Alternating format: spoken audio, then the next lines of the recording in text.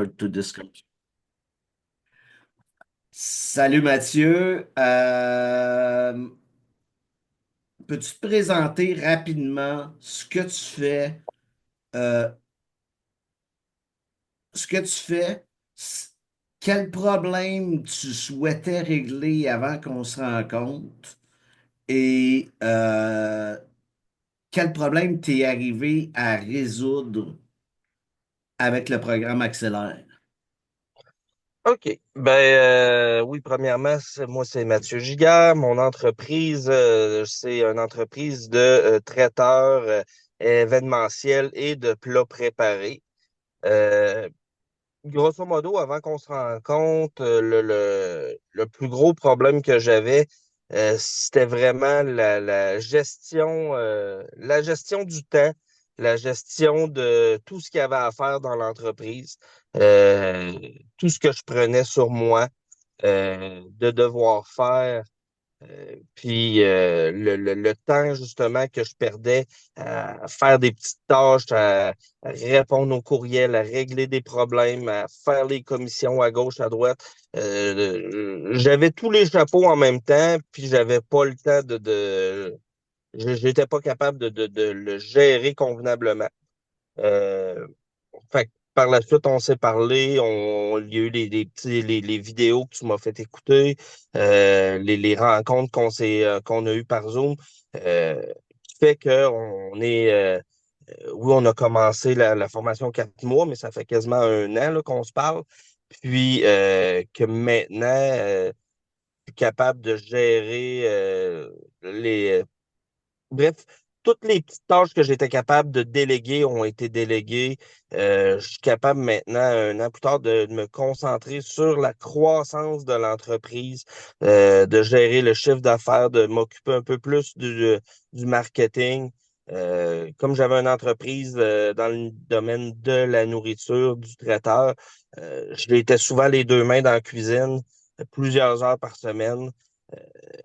Là, j'en fais encore un peu, mais c'est plus pour aider ma gang que si je suis pas là, la job se fait complètement. Je pense que c'est la plus grande réalisation qu'on a eue.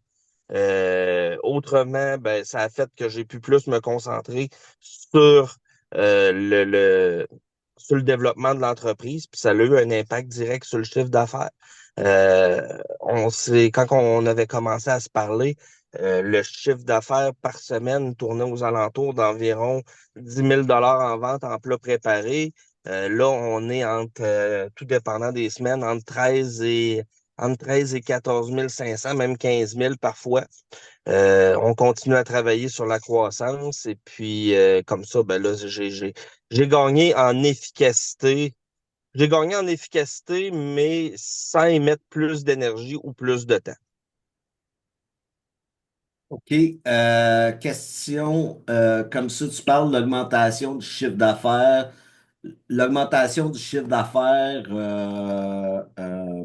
est-ce que ça a été, un, quelque chose de coûteux, deux, quelque chose de difficile, de complexe, puis qu'est-ce que tu as trouvé dans les outils, processus, idées qu'on t'a passés qui facilitent considérablement ton travail et qui facilitent considérablement l'acquisition de nouveaux clients?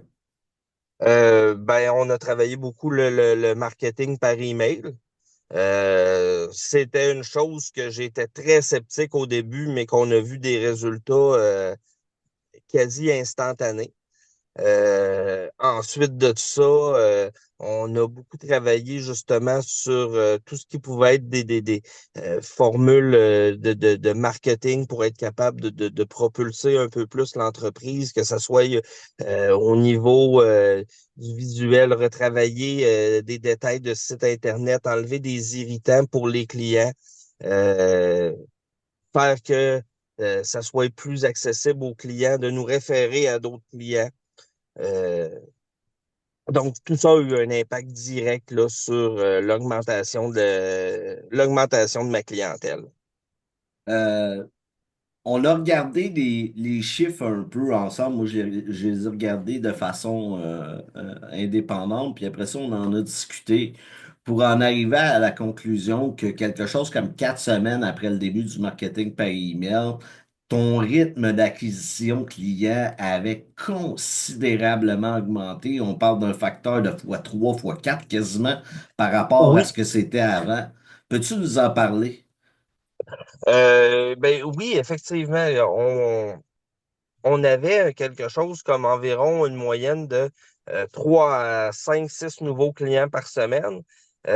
Puis, avec le marketing par email, ben, on est arrivé à quelque chose comme peut-être entre 12 et 20 nouveaux clients par semaine depuis. Donc, c'est sûr que ça paraît énormément. Ça fait une plus grosse masse de monde qui nous connaissent, qui nous recommandent, qui nous envoient à d'autres mondes. Fait que tout ça a un effet boule de neige, là, veut pas. Et puis, comme je le dis, là, ça s'est vu presque instantanément dans les premières semaines qu'on a commencé ça, là. Euh, Personnellement, ce que j'ai trouvé le plus difficile au début, ça a été d'apprendre à maîtriser moi-même l'envoi de ces courriels-là. Mais ça s'est appris relativement bien malgré tout ça. Puis là, ben, on est un mois tout seul, puis je le maîtrise, là. Fait un Ah, mois plus ben, tard, puis je le maîtrise. ben, c'est super. L'étape suivante, c'est de la déléguer à quelqu'un d'autre. Oui, absolument, c'est ça. Ça sera bien donné à quelqu'un d'autre assez rapidement, mais au moins, là, je suis capable de l'expliquer puis de le montrer à quelqu'un, tu sais. OK, tu me racontais aussi que l'effet de l'augmentation, non seulement de ce rythme d'acquisition-là, mais aussi de la fréquence de transaction de ces nouveaux clients-là, avait aussi un effet direct sur les événements. Tu me disais que tu n'avais jamais vu une demande comme celle-là pour les événements, ou que ça faisait très, très longtemps que tu n'avais pas vu ça. Oui, effectivement, on a un calendrier de réservation pour l'été euh, qui est pratiquement c'est l'équivalent d'avant la COVID, là, qu'on n'avait pas vu depuis plusieurs années. C'est vraiment spectaculaire. Et puis, ben ça, euh, j- j'ose dire que c'est arrivé en même temps, les réservations arrivaient en même temps que le marketing par email. Fait que j'imagine que ça a augmenté le nombre de visites sur mon site. Euh, D'ailleurs, il a même fallu que je règle une petite situation parce que le serveur de notre site Internet a fini par pas fournir au nombre de visites qu'il y avait. Donc, on a été obligé d'augmenter sa capacité pour augmenter, pour que le site bug moins parce qu'il y avait trop de monde qui allait dessus. Fait que ça a été vraiment spectaculaire de ce côté-là. Ça, c'est des beaux problèmes quand tu es obligé de modifier l'infrastructure technologique pour permettre de fournir à la demande. Oui, effectivement, c'est ça. On a changé plein de petites choses pour réussir à nous sauver du temps parce que l'achalandage qui arrivait nous demandait plus de temps, plus d'opérations.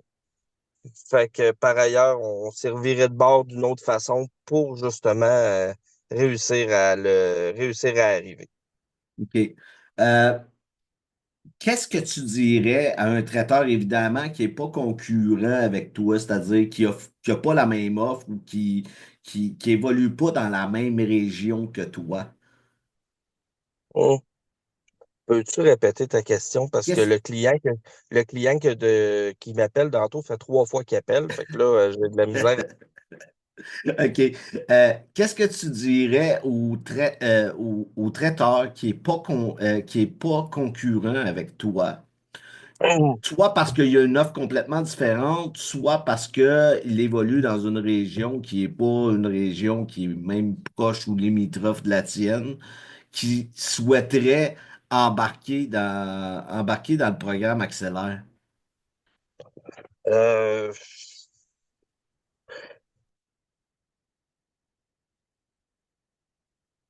J'ai perdu ton son, Mathieu. là, je suis obligé. Ça fait 4 fois que le client appelle, ou je sais pas qui appelle d'affilée, là, je vais être obligé de. OK, Bon, Mathieu, qu'est-ce que tu dirais à un traiteur qui envisage de faire partie du programme Accélère, qui n'est évidemment pas concurrent avec toi, soit parce qu'il a une offre complètement différente, soit parce qu'il est sur un territoire que tu ne desserres pas? Ben, moi, je pense que ce programme-là peut être utile à n'importe quelle entreprise traiteur.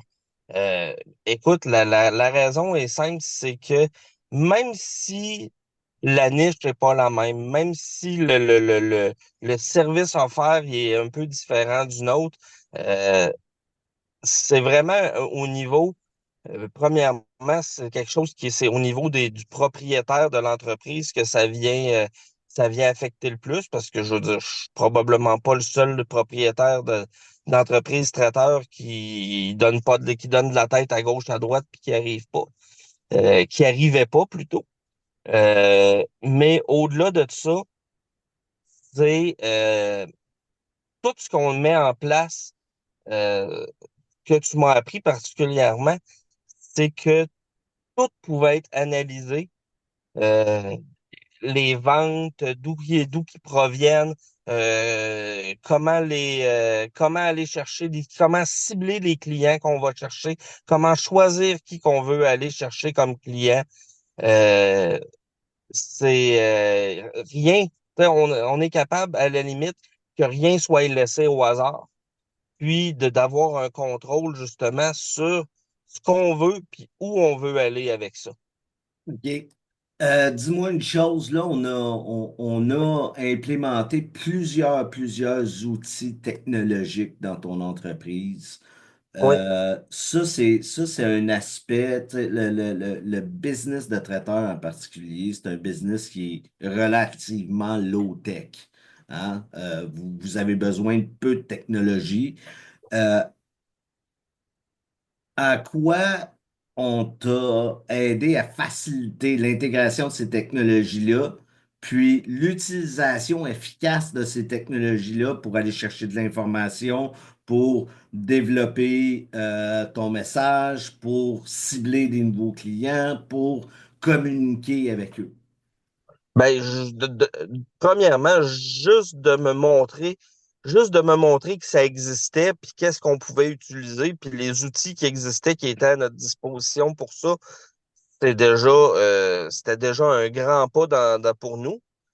Mais en plus, on s'est rendu compte que ça prenait certaines compétences pour être capable de se servir de tout ça, parce que c'est quand même un autre monde. Puis éventuellement, on aura quelqu'un qui s'occupera de tout ça de façon autonome. Mais juste être capable de voir tout ce qu'on était capable de ressortir, que ce soit par juste le site Internet, que ce soit par Facebook, que ce soit par Google. On est allé chercher le maximum de ce qu'on pouvait pour obtenir le plus d'informations possible sur chaque transaction qui était faite, là. OK, super. Ça, c'est vraiment super. Euh,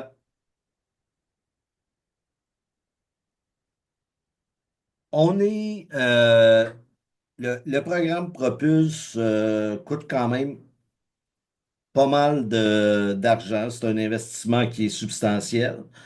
Ceci dit, l- tu sais, c'est tout le temps une question de retour sur l'investissement. Comment tu le vois, ça? En termes de perspective pour toi, là, aujourd'hui, disons 4 mois après qu'on ait vraiment commencé à intégrer le programme dans ton entreprise, puis que tu aies commencé à te familiariser avec les concepts puis les exploiter.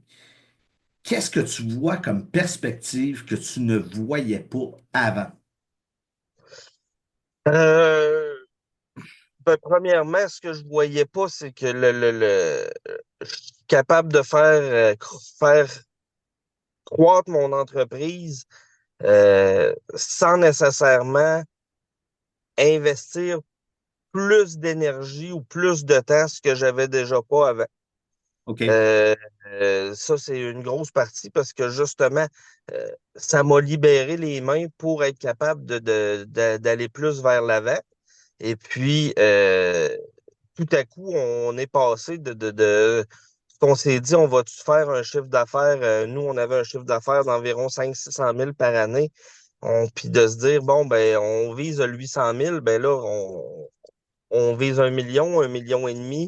Euh, Présentement, je veux dire, justement, les limites de où qu'on est capable de se rendre, euh, je les vois pas. On est OK. capable d'aller plus loin. Euh, Tu sais, ça va peut-être ça va peut-être se faire sur un an, peut-être ça va déborder un peu sur 2 ans, mais il y a une croissance et puis on n'est plus dans la stagnation, là, tu sais, on reste plus, on fait plus du surplace. Puis ça, ben, ça se sent autant que pour moi qui est le propriétaire que pour mes employés sur le plancher, là. OK.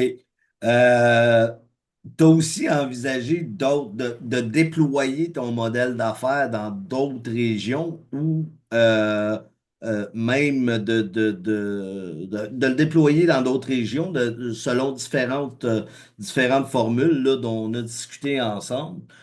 Ça change quoi comme perspective pour toi? C'était quelque chose qui était complètement inenvisageable pour toi il y a 4 5 mois, là.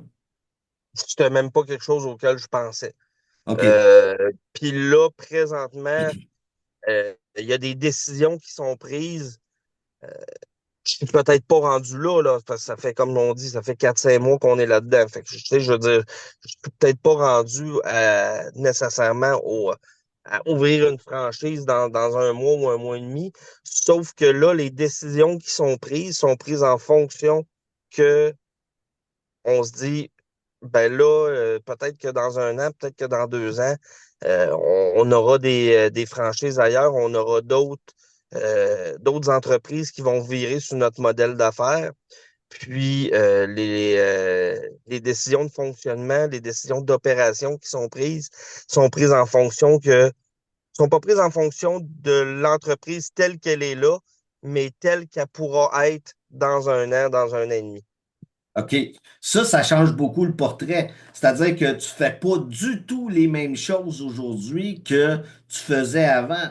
Tes décisions sont pas prises de la même façon. Ton risque est pas envisagé de la même façon. Tes investissements sont pas envisagés de la même façon. Tu as plus de clarté, plus de certitude, si je comprends bien là, ce que tu me dis. Oui, pour où est-ce qu'on s'en va, j'ai plus, c'est niaiseux à dire comme ça, mais on a un plan, puis on sait vers où qu'on s'en va avec ce plan-là. OK, ouais, c'est Ben, super. Écoute, je te remercie pour ton temps, Mathieu. Recommandation rapide, chaud, froid, allez-y les yeux fermés. écoute, je suis quelqu'un qui est sceptique, je suis quelqu'un qui est méfiant de base avec puis je suis surtout quelqu'un qui est zéro technologie. Puis j'ai réussi personnellement à passer par-dessus tout ça, puis avec quand même assez de facilité, plus que même moi j'aurais pensé. Fait que non, non, pour moi, c'est un gros plus, là. C'est un gros 10 sur 10 là, de mon côté, là. All right, super. Ben, merci beaucoup, Mathieu. Ben, ça fait plaisir.